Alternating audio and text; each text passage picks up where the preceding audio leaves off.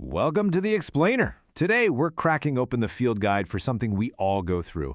That super frustrating moment when you're trying to figure out why your computer just stopped working.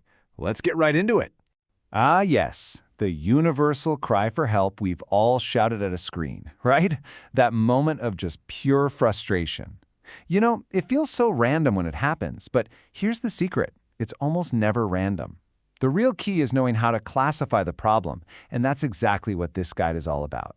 So, here's our game plan for today. We're going to start with hardware and software problems, then move on to the human and vendor factor. Yep, that includes us. After that, we'll tackle network and security issues, and finally, we'll talk about the skills that make a great troubleshooter. All right, let's dive right in with part one. Hardware and software. This is the nuts and bolts of your machine and the code that makes it all go. And let's be honest, it's where most of our tech headaches really begin. When we're talking about hardware, the physical stuff, the problems usually boil down to one of these four categories. You might run into trouble right from the get-go with installation, or maybe two parts just don't want to play nicely together. Sometimes the settings are just plain wrong, and actually less often than you might think, a part might actually be broken. Now you've got to give modern computers credit. They have this thing called plug and play, and it's designed to make everything automatic. It's why you can plug a new keyboard in and it just works.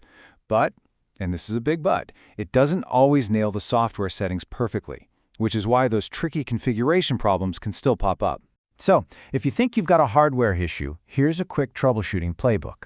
First, always start with the basics. Check for updated drivers and run those built-in troubleshooters. No luck? Okay, dig a little deeper. Check the device manager for any little error flags. And hey, never underestimate the power of reading those README files or just doing a quick search online. Chances are someone out there has already fought this battle and won. Okay, before we move on, let's lock in this absolutely critical distinction. Is the problem in the hardware, the physical stuff you can actually touch, or is it in the software, the invisible instructions telling the hardware what to do? Figuring out which of those two camps the problem belongs to is your first giant leap toward fixing it. So, on the software side of things, we've got the infamous bug. But what really is a bug? It's not some random gremlin living in your machine. Nope. It's actually a human flaw baked into the code, either a straightforward mistake or a situation the programmer just didn't see coming. We throw that word bug around all the time, right? But have you ever wondered where it actually came from? Because the story is way better than you'd probably guess. Believe it or not, the term is literal. Seriously, back in 1947, a team at Harvard was working on their massive Mark II computer, and they found a real moth trapped in one of the relays.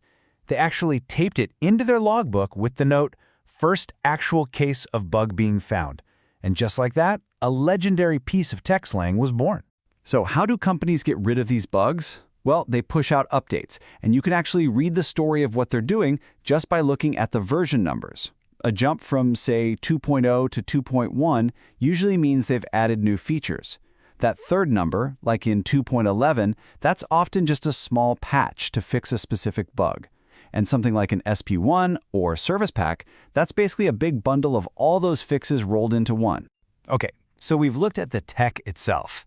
But what about the people who make it and the people who use it? Turns out they're a massive part of the whole troubleshooting equation. All right, let's just be honest with ourselves for a second. A huge percentage of calls to tech support are caused by, well, us, the users. And that's totally okay. It could be a simple mistake or not quite understanding a feature or the all-time classic, forgetting your password. These things are incredibly common. It's just a normal part of using these complex tools. And this right here, this is a behavior I think every single one of us is guilty of. Quick start behavior. You know that feeling? You just want to get the new thing working right now and you promise yourself you'll read the manual later. The irony, of course, is that this almost always ends up costing us way more time in the long run. But hey, it's not always on us. Problems can definitely start with the vendors, the companies that actually make the tech. Sometimes they might oversell a feature, or release software before all the bugs are ironed out, or just ship their products late. And that brings us to this really fascinating and kind of sneaky vendor practice called vaporware. This is when a company advertises and hypes up a product that doesn't actually exist yet. Why? Well, maybe they want to see if people are interested, or maybe they're just trying to throw their competitors off their game. It's the ultimate coming soon sign for something that might never show up. Okay, let's shift gears now. We're moving from a single computer to the invisible web that connects them all. Network and security problems are a completely different animal, mainly because they involve a bunch of different systems all trying to talk to each other. So, when your internet suddenly goes out, what's the real culprit? Well, as you can see, it's almost never just one simple thing.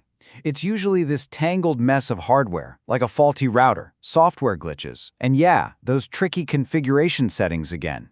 The big takeaway here? Don't automatically blame your internet provider. The problem could very well be right there in your own house.